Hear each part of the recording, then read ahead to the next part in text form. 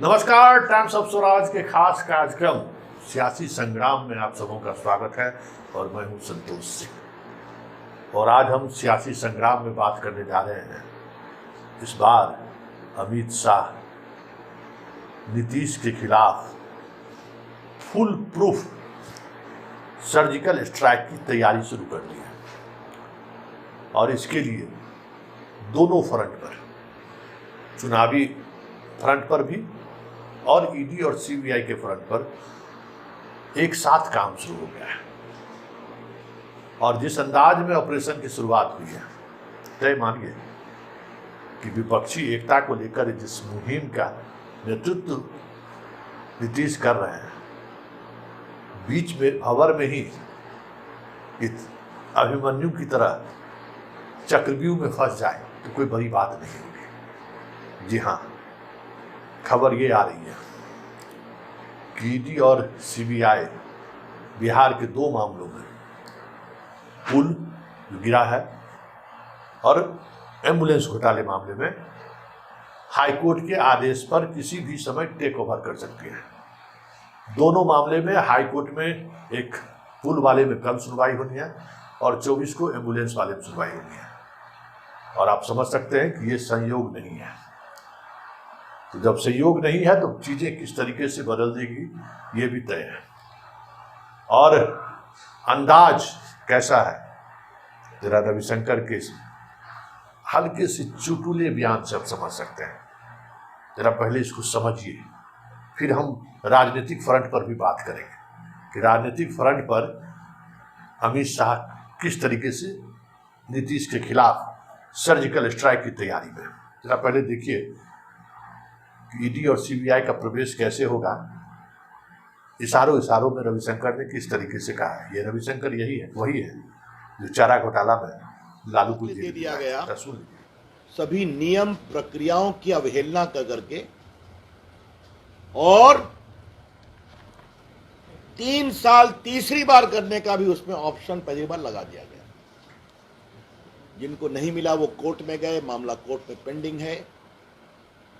फिर बिहार सरकार ने एडवोकेट जनरल की राय की अनुशंसा के आलोक में इनको दे दिया। कहा गया लोएस्ट बिडर है। जहां तक हमारी जानकारी मिली है कि पूरे आवश्यकताओं को शिथिल किया गया। आपके पास इतना कॉल सेंटर होना चाहिए, इतना एम्बुलेंस चलाने का अनुभव होना चाहिए।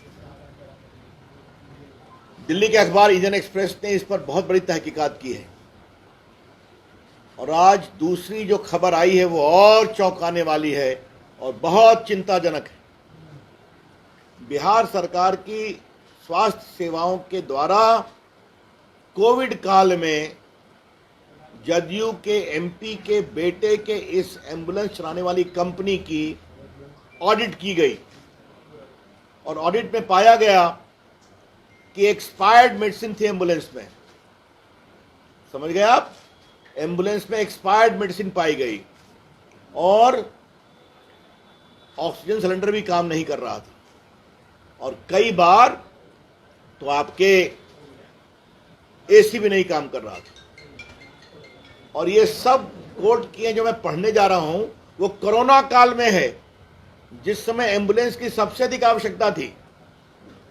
और जो नोडल पटना में सेंटर एनएमसीएच बनाया गया था, आपको याद होगा, कोविड का, उनके द्वारा भी एक गंभीर आपत्ति प्रकट की गई है। ये देखिए, भागलपुर के 7 एम्बुलेंस का इंस्पेक्शन किया गया अक्टूबर 4, 2019 को। इसमें मुंगेर भागलपुर में एक्सपायर्ड मेडिसिन, माइक्रो ड्रिप्स, ये सब एम्बुलेंस में पाया गया। कोई ऑक्सीजन सिलेंडर नहीं था। मैं खाली वो ऑडिट रिपोर्ट से पढ़ रहा हूं जो इसमें कोटेड है। 13 फरवरी 2020 को 7 एम्बुलेंस को वैशाली मुजफ्फरपुर में इंस्पेक्ट किया गया। इसमें एयर कंडीशन नहीं था, एक्सपायर्ड मेडिसिन प्राप्त किया गया। फरवरी 24, 2020 को नालंदा नवादा में भी एक्सपायर्ड मेडिसिन पाया गया और जो बाकी ड्रग्स वगैरह हैं वो भी नहीं रखे गए थे। फरवरी 24, 2020 को 9 एम्बुलेंस को इंस्पेक्ट किया गया। कहां कहां? सुपौल, समस्तीपुर। आपने सुन लिया। अब बात हम राजनीतिक फ्रंट पर करते हैं। देखिए, अमित शाह और जेपी नड्डा बिहार आ रहे हैं, इसी महीने आ रहे हैं। एक की सभा झंझारपुर में है और दूसरी की सभा लखीसराय में है। मतलब एक झंझारपुर पार्लियामेंट कंस्टिट्यूंसी में है जहां जदयू के उम्मीदवार सांसद हैं, दूसरा लखीसराय जहां मुंगेर लोकसभा हुआ जहां ललन सिंह सांसद है। मतलब साफ है। और अगर शाह और नड्डा के पहले कार्यक्रम को अगर आप देखें तो इन दोनों ने अधिकांश ऐसे सीटों पर फोकस किया है जो जदयू के कब्जे में है, चाहे वो कटिहार हो, चाहे वो वाल्मीकि नगर हो, चाहे वो पूर्णिया हो। और बीजेपी का जो सर्जिकल स्ट्राइक है, उस सर्जिकल स्ट्राइक में कोशिश यही है कि ज़्यादा से ज़्यादा नीतीश कुमार को कैसे डैमेज किया जाए। उनके उम्मीदवार के खिलाफ इनकम्बेंसी भी है। फिर जिस तरीके की राजनीति वो बिहार में करते या चले आ रहे हैं, उस राजनीति का जो स्वरूप है अब वो स्वरूप बदलता हुआ दिख रहा है। अब जैसे जहानाबाद में अब वो अगर अति पिछड़ा जो एम्बुलेंस घोटाले के अब आरोपी भी बन सकते हैं, उनके बच्चे चंद्रवंशी को खड़ा करके चुनाव जीतना कितना मुश्किल होगा। बड़ी मुश्किल से पिछली बार वो चुनाव जीते थे, तो वहाँ वो उनको लोजपा के उम्मीदवार अरुण कुमार मिल गए हैं। जो चीज़ें चल रही हैं, काराकाट में उपेंद्र कुशवाहा को लाए हैं जो महाबली को ट्रैक करे, गया में जीतन राम मांझी को बेटे को लाए हैं, गया से भी सांसद जदयू के हैं। हाँ, सुपौल मधेपुरा में अभी भी जदयू के खिलाफ उम्मीदवार नहीं मिल रहा है और एक झंझारपुर भी है। फिर आपको वाल्मीकि नगर भी है। कुछ ऐसी कंस्टिट्यूंसीज हैं जहां जदयू के खिलाफ अभी भी बीजेपी के पास कोई सशक्त उम्मीदवार नहीं है। मुंगेर की बात करिए, ललन सिंह के खिलाफ कोई भूमियार उम्मीदवार मजबूत खड़ा होगा तभी ललन सिंह की कुर्सी हिल सकती है, नहीं अगर कुछ और समीकरण की बात हुई तो फिर ललन सिंह को हराना काफ़ी मुश्किल हो सकता है। तो इसी तरीके की कई ऐसी कंस्टिट्यूंसीज हैं जिस कंस्टिट्यूंसी में थोड़ा मुश्किल है जदयू को उखाड़ना। जैसे कटिहार सीट ही लीजिए, कटिहार सीट पहले बीजेपी जीती थी, लेकिन इस बार वहाँ जदयू के विधायक सांसद हैं और वो सांसद इस तरीके से हैं कि बहुत मुश्किल है जदयू की वहाँ वापसी करना। खगड़िया की अगर हम बात करें तो खगड़िया कंस्टिट्यूंसी अभी लोजपा का है, लेकिन जदयू का वहाँ पकड़ मजबूत है। छपरा की बात करिए, बहुत मुश्किल से राजीव प्रताप रूडी चुनाव हराते रहे हैं लालू परिवार को, लेकिन नीतीश के आने से वो सीट टफ हो गया। लेकिन बगल के सिवान सीट पर कोशिश चल रही है कि हिना साहब परिवार को तोड़ा जाए।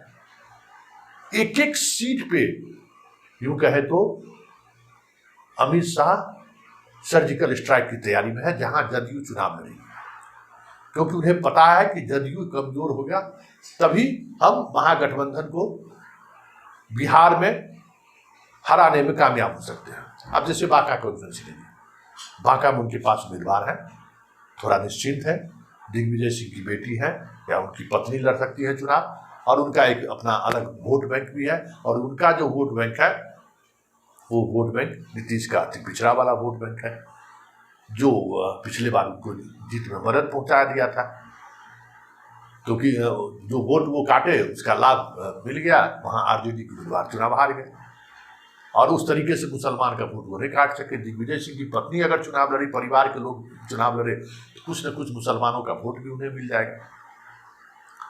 तो ये सारी चीज़ें जैसे भागलपुर कंस्टिट्यूंसी में लीजिए, भागलपुर में शाहनवाज अगर उम्मीदवार बीजेपी से होते हैं तो मुसलमानों का कुछ वोट कट सकता है, लेकिन परिस्थिति क्या रहता है उस दौर में किस तरीके की। लेकिन घेराबंदी की अगर हम बात करें तो अमित शाह पूरी तौर पर इस बार नीतीश कुमार पर ही फोकस है और नीतीश कुमार को कैसे इस बार बिहार की राजनीति से बेदखल करें इसके लिए उन्होंने सभी तरीके की मशीनरी का इस्तेमाल कर रहा है। लगातार सर्वे हो रहा है, लगातार बीजेपी की टीम, संघ की टीम बिहार में कैंप कर रही है, हर कंस्टिट्यूंसी में उनके लोग पहुंच चुके हैं। ईडी और सीबीआई का तो काम चल ही रहा है, उसके सहारे नीतीश की जो छवि है मिस्टर क्लीन की उसको दाग करने की भी कोशिश चल रही है और वो हो जाएगा। सिटीजन में किसी तरीके से बचा लिया गया था, लेकिन इसमें तो कई ऐसे एविडेंस है जिसके सहारे नीतीश को घेरने की कोशिश होगी। इसके लिए भले ही बीजेपी के कई चहेते पदाधिकारी और नेता की बलि क्यों न चढ़ाई जाए, अमित शाह इसके लिए तैयार है। और इस बात पर और जोर देने की जरूरत है कि अमित शाह जिस ऑपरेशन को लीड कर रहे हैं, क्योंकि आरजेडी का जो सीट है वो सीट भाजपा से सीधी लड़ाई वाली सीट है, और भाजपा वहां कम सीटों पर लड़ी है, जदयू ज्यादा लड़ी है, ये समझ जाइए। आरजेडी और इसके बीच ज्यादा सीटों पर लड़ाई जदयू की हुई है, जहां अति पिछड़ा और सवर्ण के सहारे वो जीतते रहे, इसलिए वहां पे बीजेपी को समस्या भी हो रही है उम्मीदवार खोजने में। जब तक अति पिछड़ा का बड़ा डेंट बीजेपी लगाने में कामयाब नहीं होगा, तब तक उन सीटों पर वो आरजेडी को हरा ही नहीं सकता है, जदयू को हरा ही नहीं सकता है। ऐसी 30 से अधिक सीटें हैं बिहार में। आप सुपौल में आप कहाँ से प्रत्याशी लाइएगा? कोई यादव को खड़ा कीजिएगा तो तुरंत उसका जो अति पिछड़ा का जो डेंट है वो आपके नहीं लगा पाइएगा। मधेपुरा का ही बात कीजिए, बहुत सारी सीट, झंझारपुर की बात करिए, छपरा सीट की बात करिए। छपरा सीट में अगर नीतीश कुमार का करिश्मा अगर 10% भी चल गया तो रूडी को हारने से कोई नहीं बचा सकता है। बहुत सारी ऐसी सीटें हैं जिन सीटों को लेकर लगातार दबाव में है बीजेपी। उसके लिए हम क्या करें? और अब देखना दिलचस्प होगा कि जिस सर्जिकल स्ट्राइक की बात सोच रहे हैं अमित शाह, उसका प्रतिफल क्या आता है, क्योंकि लगातार उनका बिहार आना है। आप देख रहे हैं लगातार बिहार है, हर 1-2 महीने पर वो बिहार आ रहे हैं, और बिहार आके सिर्फ और सिर्फ जदयू के सीटों को अभी वो टारगेट कर रहे हैं। अब बात जैसे आरा की ले लीजिए, आरा अगर जदयू चुनाव लड़ता, उससे पहले वो मीना सिंह को अपनी पार्टी में मिला ली।